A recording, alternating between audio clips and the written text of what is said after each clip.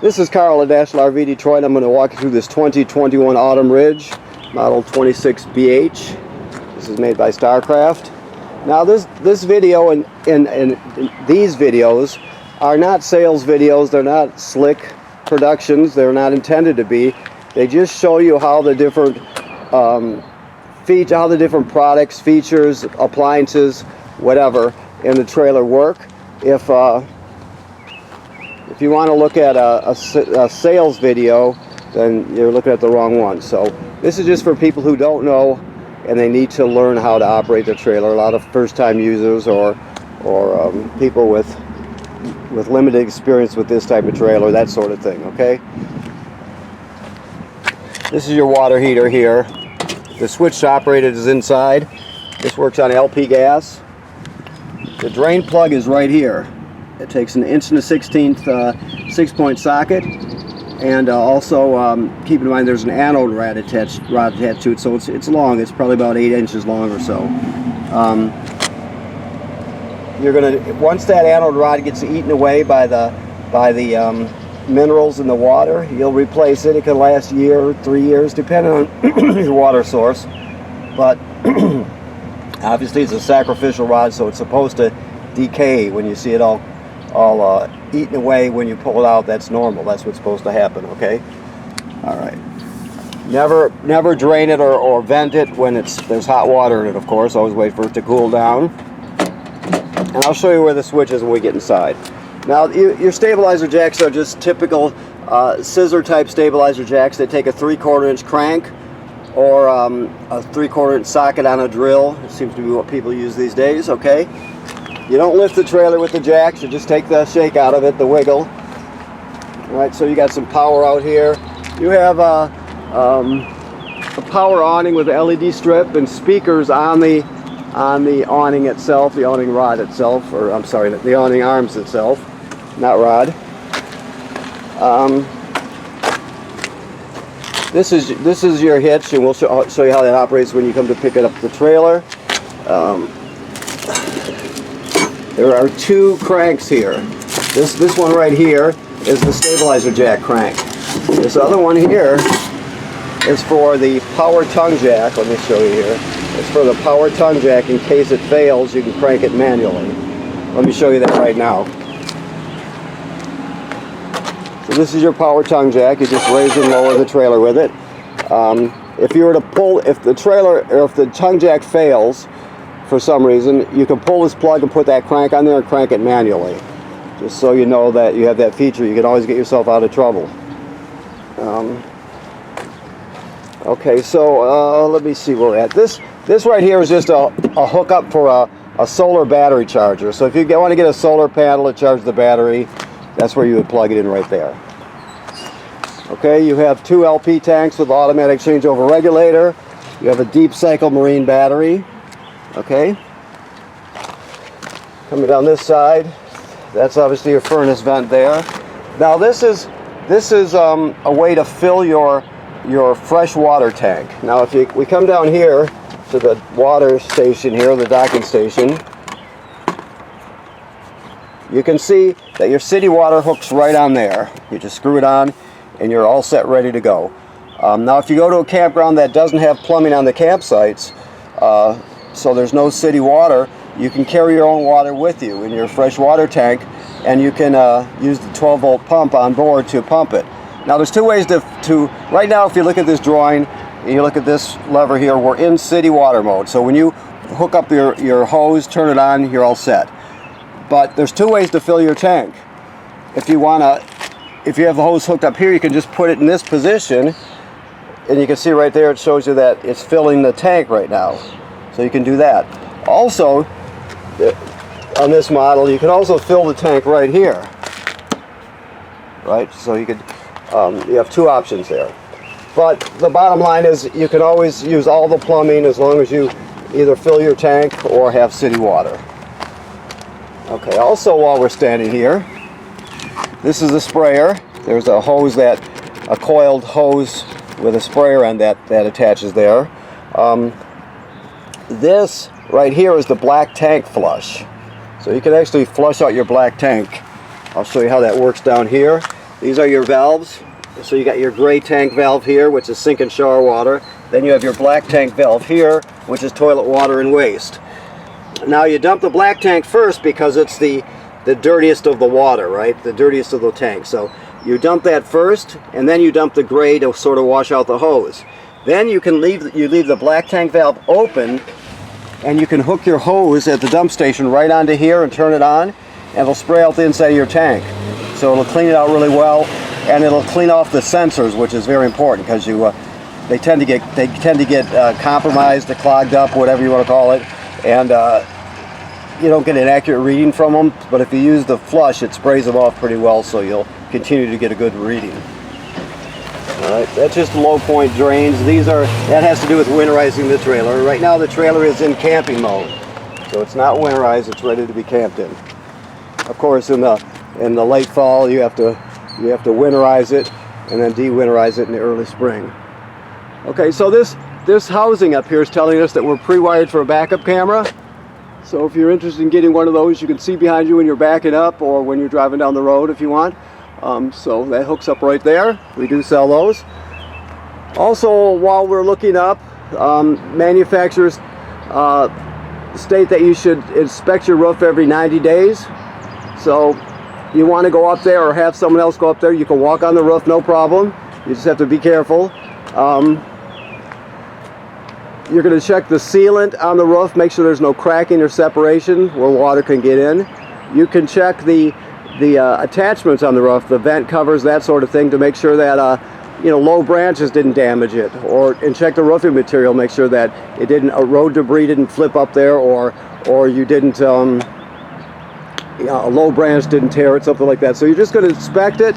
Odds are you won't have to do anything to it for a long, long time, but that's why you're inspecting it, just to make sure, okay? That's important. So let's go inside.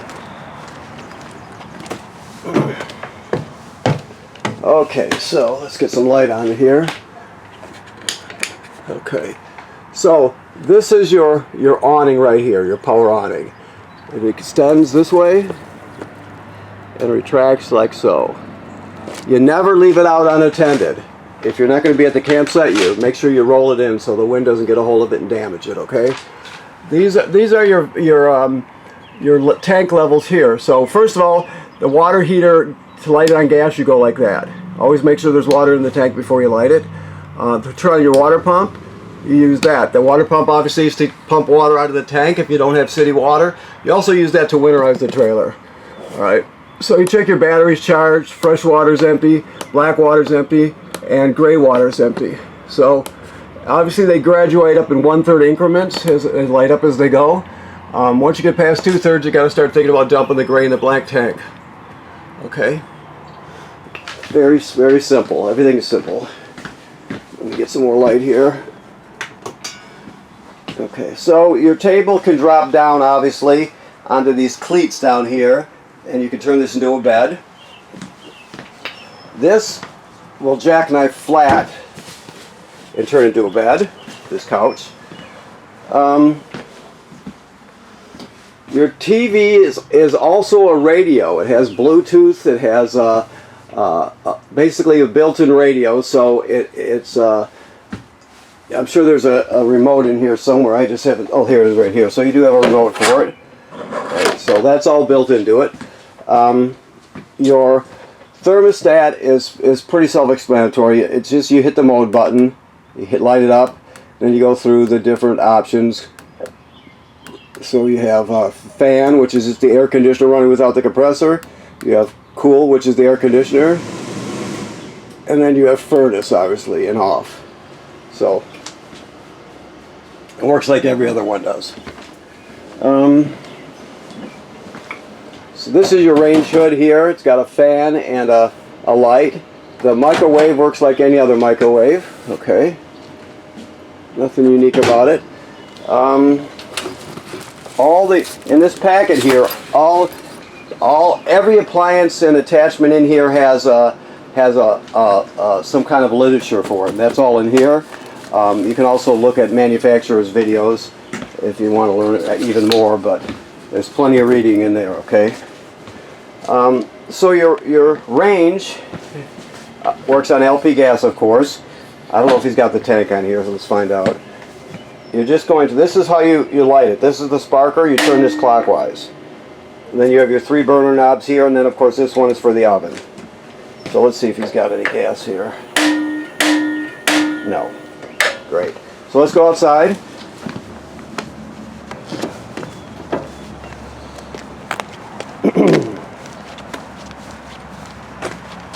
Let's see if we can get in here this way.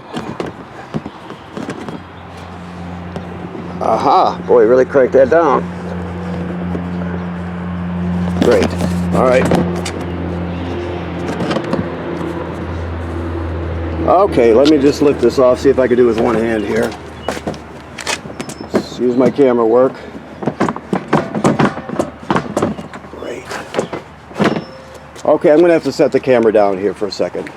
Please bear with me.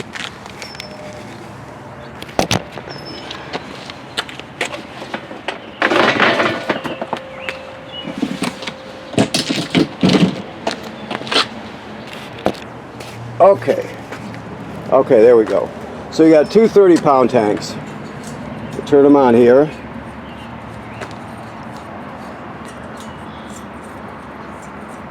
Of course, this is your regulator here. Okay, so let's go back inside.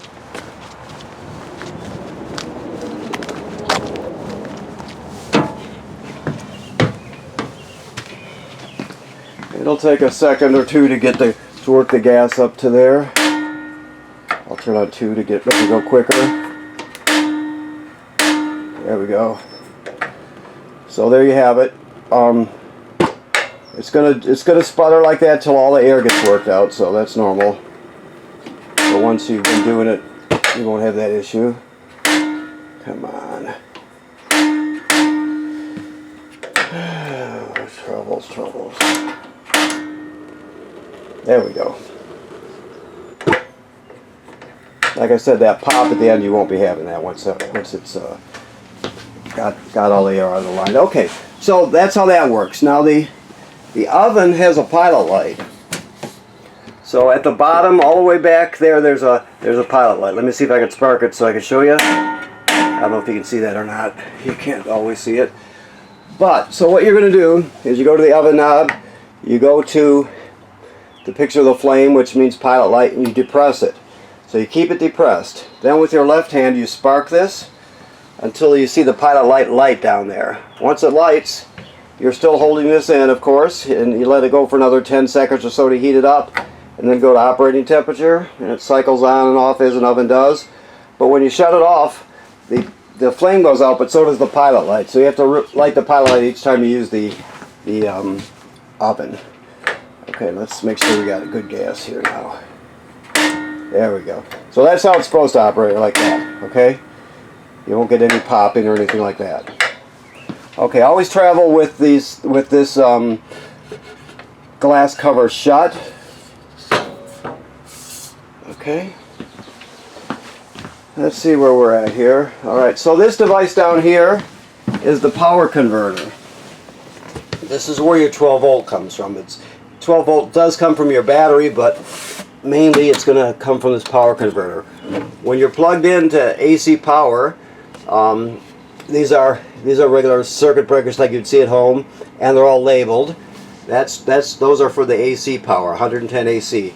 Then it's converted over to 12 volt DC over here. You got 12 volt fuses here, and they're all labeled. So that's where the 12 volt power comes from. So this 12 volt power will operate all your lights and your fans and the motor and the furnace. Anything that can run on 12 volts DC in a trailer does. Some things have to be AC power, like the microwave and the air conditioning, that sort of thing. So that's why you have both types of power. But some have to use alternating current, others can use direct current. So this is the direct current here. And if any of these 12 volt fuses were to blow, it'll light up and you'll see it glowing through that perforation, which is neat.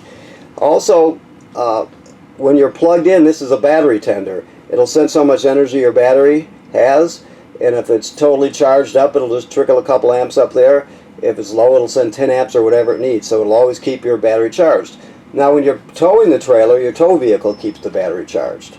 So between the tow vehicle's alternator and the power converter, you should be in good shape with the battery. Okay. Also in here somewhere there should be a smoke detector, or an LP gas detector. Oh, right here. This detects carbon monoxide and LP gas buildup. It should always be green like it is. Also, if it beeps very slowly, it's telling you your battery is low. I'm going to set it off, put it through the self-test here. That's the LP test. Next one is carbon monoxide and low battery.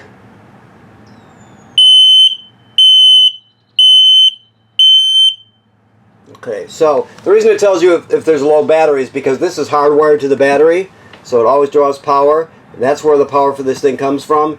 And if there's a low battery, it can't function properly. So it's a safety device. That's why it would warn you about the low battery. Also, for the regular alarms, the carbon monoxide and LP gas, if it goes off, you obviously take everybody outside, open the door, shut the gas off at the front, and figure out what's going on. Okay, never just ignore it, and never disconnect it. Okay.